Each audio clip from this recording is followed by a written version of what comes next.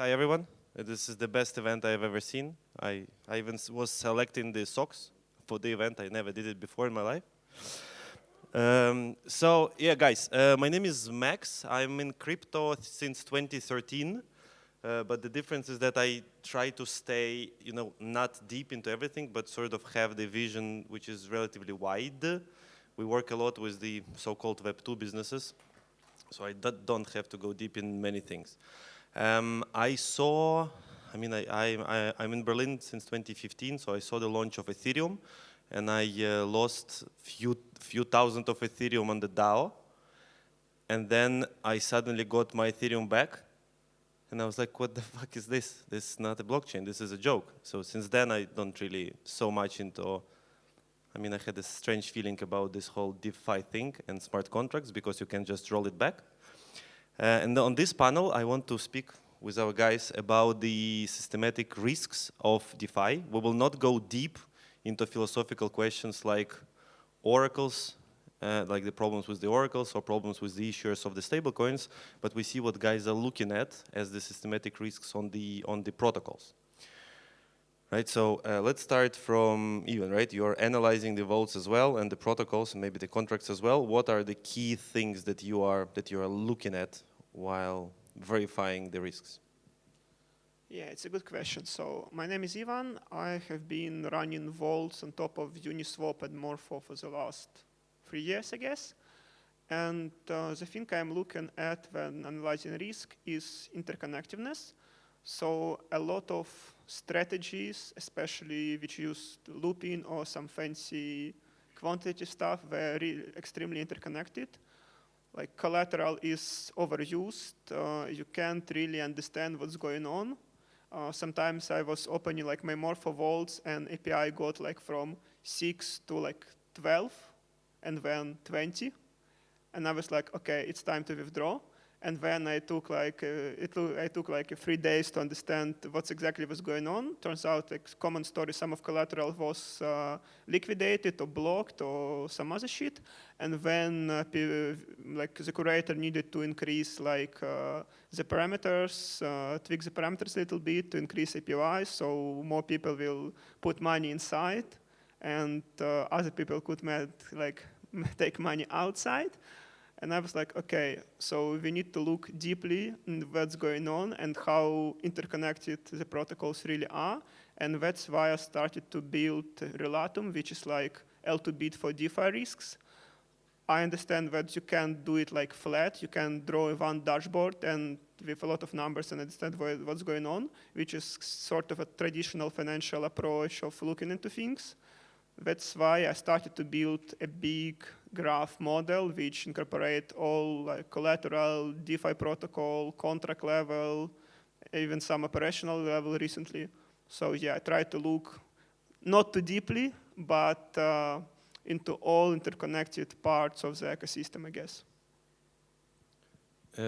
So sort of like the chain effect between the protocols is something that you can see probably as the main risk, right? When something happens with one protocol, it's connected with a different one, so it sort of like creates a chain where you don't know what exactly.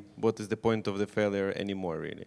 Yeah, like the chain reaction. So when I was like studying for my master degree in economics, I work with a central bank a little bit, and they have a class of models which study like chain reaction in economy.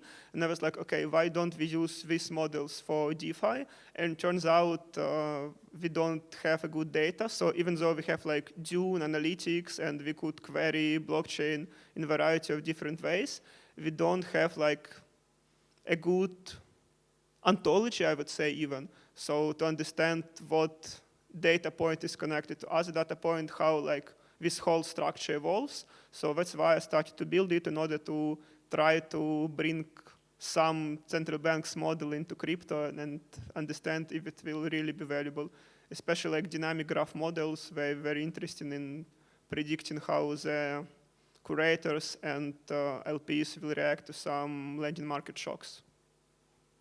Okay, cool. Thank you. Makes sense. So traditional finance is teaching a bit of decentralized finance in this sense, right? Yeah. Marcel, what is your take? Or what are the main points? So I think it's made of like I was saying on the talk before, like risk is a very huge word. I think that in the context of DeFi is made from counterparty risk, systematic risk, quantitative risk, like how exposed we are to a certain type of asset and so on. So there's really a lot of stuff, that we need to keep track of it. I think that also like on the systematic risk, like what is quite, now people are starting to talk about it, but let's say there is some guy that has some role in some contract and he manages that through an EOA, and that EOA, the key to that EOA gets leaked. So, you know, the risks are huge because we're talking about how some person, we don't really know even who, is managing the keys to things such as how leveraged is that position that effectively can affect this vault. So it's really huge. Then we have the counterparty risk. So let's say what would theoretically happen if all of a sudden Tether is whitelisting some addresses? Like it's gonna be a mess, right? Is anyone modeling that? I don't know. So that's a lot of stuff. Maybe a few words about myself. So in crypto since I think 2016. For the past 4 years, I've been working on Herodotus. We do Zk infrastructure. Before I was a very heavy DeFi user, worked on like core Ethereum protocol at Nethermind, was also geometry, was running some math strategies. And also in the, when it comes to risk, like what is worth saying is when Aave blew up, like we as Herodotus, we just had a very fun idea, an experiment, that we are gonna rage vibe code a platform that actually analyzes systematic risk for DeFi protocols, like fetches, you know, contracts, et cetera, and tries to give like an overall and very biased risk assessment. So again, I think that risk is made of a lot of things, a ton of things, like even MEV in a sense, you know, because if a liquidation happens, you need to make sure there is a liquidator who shows up there, and that becomes an MEV problem in a sense. So a lot of things. Okay, but would you agree that the problem is that some protocol is connected with another protocols who are connected with another protocols, and then you don't really know in the end of the day, right? In the end of the chain, you don't know how reliable is the structure, how reliable is the contract, how reliable is the person. Okay, what? I mean, we are speaking here. I mean, DeFi. The first letters are standing for decentralized, right? So it's not entirely decentralized in the end of the day, right? How we, I mean, I'm going a bit into philosophical things, right? If we are saying that someone has the key from the vault or whatever, and this might be just a person, right, who have it on just somewhere on their computer or on the hardware wallet, and we don't know how to estimate the risk of that person, or going crazy, or just attempting to steal the funds. I mean, or just losing the key. What do you think can be the main decision making, let's say, for someone who is willing to place some capital, right? I will give you the example, right? We are sitting on the tens of millions of the client's funds, right? And my client's asking me, can we place it somewhere to get some yield? And honestly, when I'm looking at DeFi, not being an expert in DeFi in any sense, I'm like, I don't trust any of those, right? You can be speaking about Aave, but then you're like, okay, Aave also has this inherited risks, right? You can be speaking about the Uniswaps and so on, but the yields may be just a bit low, or some protocols which just invest in the bonds, which is probably the most secure one, but then the yield is low. What is the advice you can give to the people who might be managing some others' money, right? Funds who might become the LP, like what they should do to get, I don't know, starting from 5% API, because this is why they need DeFi, right? They don't need to exchange and so on, they just want to use it as a vehicle. So I agree with you, and what I would add to that is that I think we are still far from that vision in DeFi where any user, like let's say my mom, can just take some funds and deposit into a vault. Like it's not really the case because no one's gonna understand the risk. Like we are still not there. Like nothing is really verifiable. And I'm not gonna say it's like going to the casino, but it's some sort of like gambling. The risk is like really high when you actually deposit some funds into DeFi. So I think that today you probably need like one layer in the middle, which is literally like some institution, like some professional that will actually do the hard work of like doing the tedious job of like analyzing what is what is this vault exposed to? Like, what are the actual risks? And then there is another question on top of that. Is the yield worth it? So, yeah. Thank you, Marcel. Ivan, do you have the advice, right? Yeah, how to make money in DeFi? How to get stable yield with controlled risk? I don't know. I was trying, like, for the last 2 years to prove to LPs that we have the stable yield and we don't have like a lot of underlying risk, because our strategies was essentially Uniswap plus Lending protocol, and that's all. And then some parameters on how we manage like money between these two. So we're doing some looping inside of Uniswap LP, which sounds tricky, but you understand where the yield is coming from. It's coming from Uniswap fees, and it's coming from some price exposure, and it's coming from Lending protocol fees. And at that time, it was some decent yield, but not the best at the market. And then we were talking with more like Degen-style retail LP, where like, okay, it's not enough, where is like incentives? We're like, guys, we don't have incentive. We even invented the term called like sustainable yield. So sustainable yield, it's yield where you understand the sources of yield. We're like, no, we don't want that, we want like 30% APY in ETH, and we does not care where incentive is coming from. And for more traditional, let's imagine some Swiss banks or Swiss pension fund or even Swiss like LP funds, we're like, okay, but we want like 5% on ETH and 0 risk.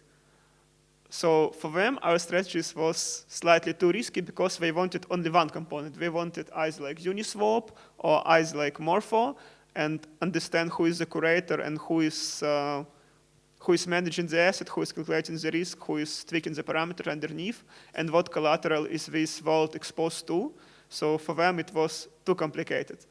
So to be honest, I don't know how to manage between these. I think that if you want like more than 5%, you need kind of accept that you are a Degen now, and then do as far as you want to the right side. And when you want less than 5%, just deploy it somewhere. But then right now in this market, you open the bank account like, okay, we have 2 here, and like 4 in DeFi. Does it worth the underlying risk like of crypto, especially of like Lending protocol? Because out of all Lending protocols, Aave and Morpho are the ones not hacked yet. And Aave has some incident, not with hacking the protocol itself, but with the vaults itself. And if we go more philosophical, like the yield which powered the previous bull run was all kind of centralized, because when you have a vault curator, it's just one entity setting up the parameters. And even if we look at Ethena, which was the champion of the previous cycle, Ethena is a fucking centralized strategy. Yes, we have some decentralized component, but the real novelty of them was like setting up custodians and explaining to big players like, okay, this strategy is safe, we know how to manage the money, we have very little decentralized stuff inside, you can trade Ethena token on-chain, but we will emit and burn it like kind of off-chain way, and it's super safe. So it's hard to say that we have some decentralized yield during the previous market. Okay, thank you. I want to have another question, and then we can ask you guys if you have any. So, okay, so I would summarize it like when you start asking, questioning the risks, then the yield just decreases to the point where you're probably not interested anymore to place money in those LPs. The utility of DeFi, who is really making the money? Is it still mostly exchange and the bridge? This is where the whole, and lending borrowing, right? This is where all the yield is coming. Anything else appeared? Perps. Okay. Yeah, the basis trade like works. Yeah, perps. Anything guys? Ivan, you wanna add? Prediction market. Oh yeah, prediction markets, of course. Okay, so the LPs for prediction markets will be given the yield. This is how it works. To simplify it extremely to the level that, yeah. But prediction market is right now is like a zero. It was always like a zero-sum game, but right now you are doing a lot of financial engineering underneath to understand like which pool of bettors is using which strategy. So for example, I know some guys are using like timing technique to understand does this participants deploying their bets through the front end or through the like API or RPC, because if they're deploying it from RPC, then it means that they're like sophisticated LPs, and that's why it's better not to like compete with them like directly. So for now, prediction market is not about like prediction, it's about deploying the same strategies which was used in betting for the last 20 years, but adapting it to crypto. So yeah, like sophisticated LPs make money everywhere, but for general public user, no, not so much. Okay, cool, thank you. Makes sense. Okay, guys, we're running out of time. I think maybe one question. Always please give him the crown of the FAQ leader. I just want you guys to be a little bit more positive about Web3 and DeFi. I mean, like in Web2, like the attack surface is huge as well. Like I am sure we will see like a huge bank hacks soon. Like for example, if Bank of America or Deutsche Bank gets hacked, we will see that soon, like in Web3. So risks are really high. But in Web2, we have like backstopping facilities, we have like good insurance, etc., etc. If it happens, people will be safe. So my question, when will we see some kind of good insurance and good backstopping in Web3? What's your take? You know we were hacked for 40 million in July 2024 by the Lazarus, the famous guys. Yeah, I mean there was no possibility to get money back or to get insurance and so on. So I think we all can end up there, right? If any of you managed any sort of the big pools or LPs and so on, I'm sure you have lost money in your life, right? This is how the game works. The cases that we are speaking here about risks a lot, right? I feel like a compliance officer just saying risk in every sentence. But I think the moment we don't understand the risks ourselves, no one in their sane mind will give us the insurance because they will not understand the risk for sure if we don't understand the risk when creating those things and really. So okay, it's not about me, about these guys, right? Who know how to make it happen. So I think this is still a long road. This is just my take. Yeah. So to be positive, I think that DeFi has the potential to be much better. Why? Because in traditional finance, like things are opaque very often by design. And they're not visible. Like here in DeFi, we are going towards that goal, but we still have a long way to go to like actually get there. You mentioned, let's say, underwriting like risks and like insurance and so on. I think that these days, like things are so immature in DeFi yet in terms of like also security in a sense. Like we could be doing a better job. Like if I, let's say, was an insurer and I had to underwrite it, my approach towards that would be, what's the chance of this getting hacked? Like 50-50, either it gets or not. Like, but if, let's say, we're gonna have some, let's say, ZK on top, maybe some market, like there is actual reasons, you can reason, well, what's the chance that this proving system gets hacked, or like what is actually not being proven? Maybe I'm just taking that risk. So I think that systems will be much better in DeFi, but we still have a long way to go.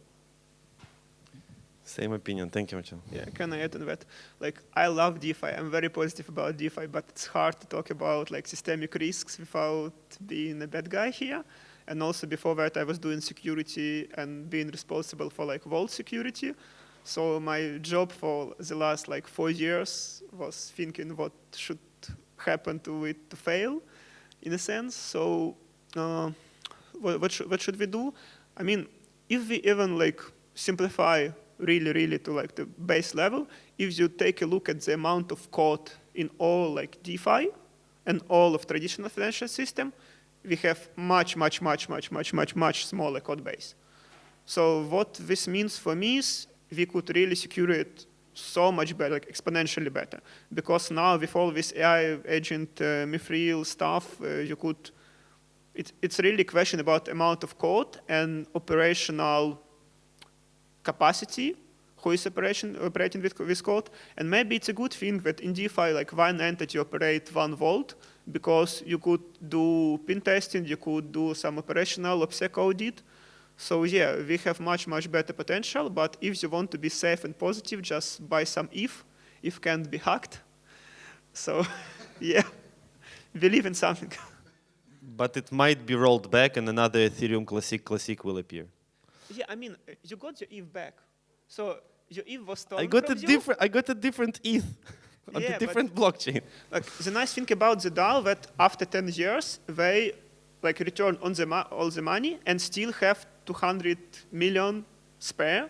And they just now did this initiative called the DAO Security Fund, where they like give out 2 million to like security experts. My projects were like one of them. So they just like, okay, we were hacked. What should we do to not get hacked? Maybe we should pay for security. And they just distributed this shit ton of money to the security. And right now in the DeFi, people are not paying to the security enough. They're just paying for audits. And to be honest, they kind of like shit on auditors because, I mean, I was like a DeFi guy, DeFi founder. When we were going to conferences, we were like, okay, auditors, like tier 2 auditors are here. We are not going to this event because they will sell us security. But maybe it's better for them to sell us security. Maybe it's better for more people to do audit on our protocol, even though we have like 5. It's still not enough. Elder were hacked after like 8 audits or something. So maybe we should pay for security and we will have a better future because DeFi have a lot of potential. Something like that. Yeah, but then marginality shrinks. Okay, guys, thank you very much, everyone, for the attention. I know it was not the most sort of like a positive one, but we were speaking about risks. Thank you. Oh, chocolate bar.